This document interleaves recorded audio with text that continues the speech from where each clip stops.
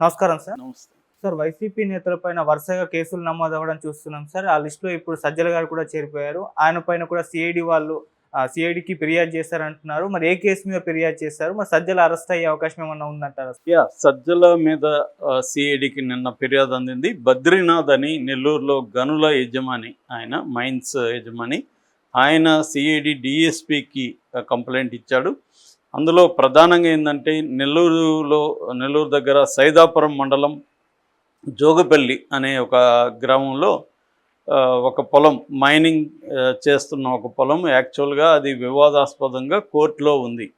కోర్టులో ఉన్నప్పుడు ఆ మైనింగ్ మీద కోర్టు నిషేధం విధించింది. అయినా కూడా అక్కడ మైనింగ్ యాక్టివిటీస్ చేశారు.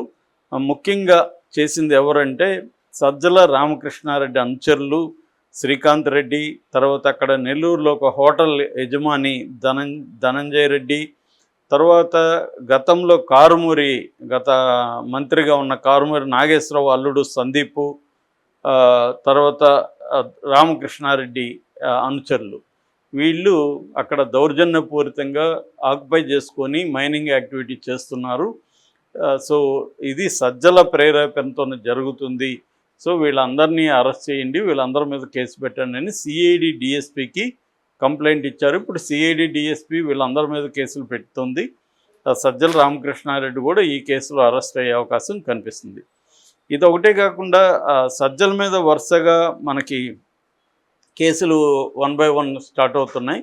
ఎందుకంటే ఇప్పుడు ఎక్కడ ఏ కుంభకోణం జరిగినా సజ్జల్ని దాంట్లో ఇరికిచ్చేస్తారు. ఎందుకంటే మనకి ప్రధానంగా జగన్కి ఒక మౌత్ పీస్ లాగా సజ్జల ఉన్నాడు. అట్లాగే సకలకాల శాఖ మంత్రిగా కూడా సజ్జల ఉన్నాడు. ఎందుకంటే జగన్కి ముందు నుంచి కూడా మన మోడీలాగా మీడియాతో మాట్లాడే అలవాటు లేదు. డైరెక్ట్గా వచ్చి మీడియాతో మాట్లాడడం, మీడియా సమావేశాలు పెట్టడం, ఎప్పటికప్పుడు జరుగుతున్న పరిణామాల మీద తన అభిప్రాయాలు చెప్పడం, క్లారిఫికేషన్ ఇవ్వడం, ప్రజలకు సందేశం ఇవ్వడం, ఇటువంటి జగన్ ఎప్పుడు చేయలేదు.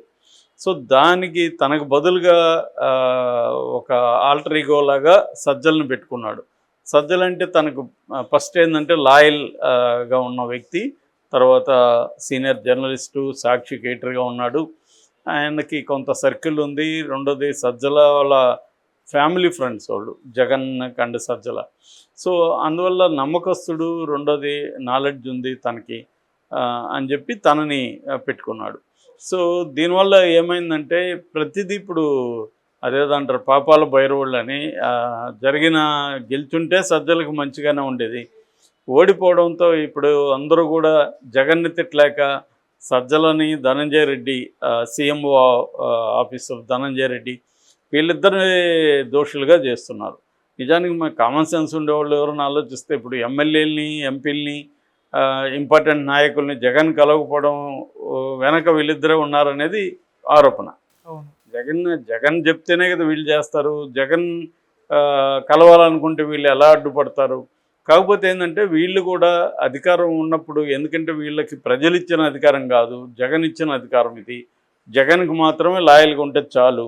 అందువల్ల ఇలాంటి వాళ్ళని పెట్టడమే తప్పు, జగన్ తప్పది. ఎందుకంటే వీళ్ళకి ప్రజలకి ఎప్పుడైనా కూడా ప్రజలకి దగ్గరగా ఉన్న ప్రజాప్రతినిధులు అయితే వాళ్ళకి కొంత బ్రాడ్ థింకింగ్ ఉంటుంది. అంటే ఒక విషయాన్ని మనం చేస్తున్నప్పుడు, నిర్ణయం తీసుకున్నప్పుడు ఇది ప్రజల్లో పార్టీకి ఎలా ఉంటుందో అవన్నీ కనీసం ఆలోచిస్తారు. వీళ్ళకి ఇది ఉండదు. వీళ్ళు ఏంటంటే ఒక బ్యూరోక్రాట్స్ లాగా బిహేవ్ చేస్తుంటారు. ఇలాంటి వాళ్ళు ప్రతి గవర్నమెంట్లో ముఖ్యమంత్రుల దగ్గర ఉంటారు. సో వాళ్ళు ఏంటంటే లాయల్ ఇది మాత్రమే ఇచ్చి వీళ్ళని పెట్టుకుంటారు. సో దానివల్ల వచ్చే ప్రాబ్లమ్స్ ఇది. వాళ్ళేమో కన్వీనియంట్గా మనకి అనుకూలంగా ఉంటారు. మన దగ్గర జరిగే సీక్రెట్లు కావచ్చు, ఇంకోటి వీళ్ళ దగ్గర నుంచి దాటిపోదు, ఇట్లాంటివి వాళ్ళ అవసరాలు ఉంటాయి. కానీ దాని సైడ్ ఎఫెక్ట్లుగా చాలా నష్టాలు కూడా జరుగుతాయి. అంటే డైరెక్ట్గా కలిసే మెకానిజం లేకపోతే ఇలాంటి వాళ్ళు ఒక్కోసారి వీళ్ళ వల్ల ఇబ్బంది అవుతుంది. కానీ ఓవరాల్గా వీళ్ళిద్దరు కూడా జగన్ కంట్రోల్లో ఉంటారు. జగన్కి ఆలోచన ఉండాలి, మనం డైరెక్ట్గా కలవాలి ఎంపీలని, ఎమ్మెల్యేలని, అప్పుడు మనకి డైరెక్ట్గా సోర్సు నుంచి డైరెక్ట్గా తెలుస్తుంది అనేది ఉంటుంది. ఇప్పుడు ఎప్పుడైనా కూడా జగన్తో మాట్లాడడం, జగన్తో చెప్పుకునే విషయాలు వేరే ఉంటాయి.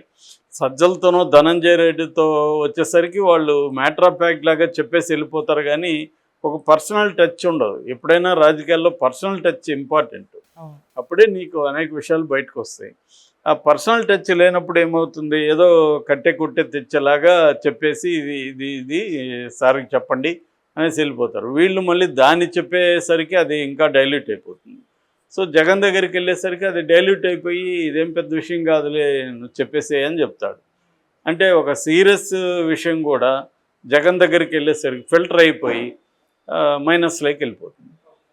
సో ఇప్పుడు జగన్ చెప్పాలనుకున్నామని ఇతను చెప్పడం, ప్రతిపక్షాలను తిట్టాలనుకున్న ఇతని దగ్గరికి తిట్టించడం, దీనివల్ల ఏమైందంటే ఇప్పుడు అతనికి మేలు జరిగి ఉండొచ్చు, అతను ఏమైనా కొంత డబ్బులు సంపాదించుకో ఉండొచ్చు, సర్కిల్ ఉండొచ్చు, ఆస్తులు సంపాదించుకో ఉండొచ్చు, ఎవరైనా చేస్తారు అధికారం ఉన్నప్పుడు.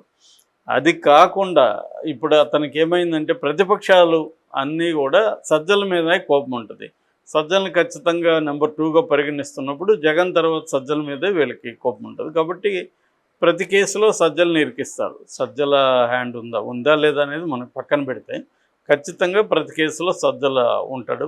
ఆ రకంగా సజ్జల కూడా ఇప్పుడు జైలుకి వెళ్ళే అవకాశాలు ఖచ్చితంగా ఉంటాయి. సజ్జలు కూడా ఫేస్ చేయాలి ఇవన్నీ. అంటే ఇప్పుడు ఏంటంటే వైసీపీలో 1 by 1 ఒక్కొక్కరు జరుగుతుంది. ఫస్ట్ వికెట్ పిన్నెల్లి రామకృష్ణారెడ్డి ఈరోజు సెంట్రల్ జైలుకి వెళ్ళాడు. ఇంకా వరుసగా మనం చూడబోతున్నాం. ఆల్రెడీ కేసులు అయితే చాలామంది మీద పెడుతున్నారు. ఎవరిని ఎప్పుడు అరెస్ట్ చేస్తారనేది తెలీదు. అది మామూలుగా అదే మెథడ్ పాటిస్తారు. జగన్ కూడా అదే మెథడ్, ఫ్రైడే నైట్లో అరెస్టులు చేయడం. ఎందుకంటే వాళ్ళని 24 hours లోపల కోర్టుకు పెట్టాలి కాబట్టి, వాళ్ళు కోర్టులు ఉండవు కాబట్టి సాటర్డే సండే బెయిల్ ఇమీడియట్గా రావు కాబట్టి 2 రోజులైనా జైల్లో పెట్టచ్చు కదా వాళ్ళని అనేది వేధింపులు అనేవి ఇట్లాగే ఉంటాయి. ఫ్రైడే లేట్ నైట్ ఎప్పుడో లేదా సాటర్డే ఎర్లీ మార్నింగ్ పోయి అరెస్టులు చేస్తారు. ఇది అన్నీ కామన్గా అందరూ చేసే టాక్టిక్సే. దీంట్లో ఏమి పెద్ద తెలివితేటలు అక్కర్లేదు, ఎవడైనా ఇది చేస్తారు.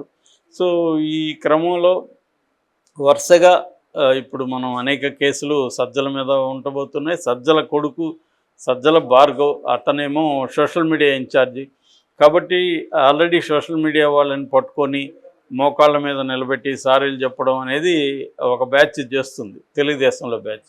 వాళ్ళు ఏంటంటే వీళ్ళ మీద వ్యక్తిగతంగా ఎవరెవరైతే చేశారో వాళ్ళని పట్టుకురావడం, వాళ్ళ మీద చేయడం. గతంలో ఏమో తెలుగుదేశం ఇలా చేయకుండా కేసులు పెట్టి అరెస్ట్ చేస్తుంది. వీళ్ళేమో ఒక పక్క కేసులు కూడా పెడుతున్నారు, రెండో పక్క వీళ్ళే చట్టాన్ని చేతుల్లోకి తీసుకొని మోకాళ్ళ మీద నిలబెట్టడం, వీడియోలు చేయడం, ఏడిపించడం వాళ్ళ దగ్గర. ఇవన్నీ ఆల్రెడీ 5-6 నేనే చూశాను, ఇలాగా వస్తున్నాయన్నమాట. సో ఇది నేను ముందే చెప్పాను, మనం రోజు ఒకటి చెప్పుకుంటామని చెప్పాను. రివెంజ్ పాలిటిక్స్ అనేది పెద్ద ఎత్తున స్టార్ట్ అయిపోయింది. June 4th నైట్ నుంచే స్టార్ట్ అయిపోయింది.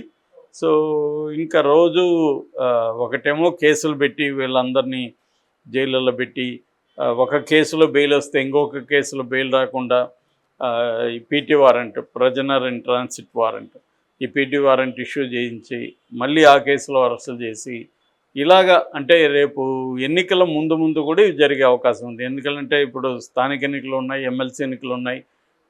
ఆ సమయంలో కూడా పెద్ద ఎత్తున అరెస్టులు జరిగే అవకాశం ఉంది. ఎందుకంటే ఆ ఎన్నికల్లో ప్రతిపక్ష నాయకుల్ని అరెస్టులు చేసేస్తే ఎన్నికల్లో వీళ్ళకి తిరిగి ఉండదు. సో ఇలాగా ఇంక మనం రాబోయే కాలంలో చాలా చూడబోతున్నాం. సజ్జలు కూడా ఏ క్షణంలో అరెస్ట్ అయ్యే అవకాశం ఉంది.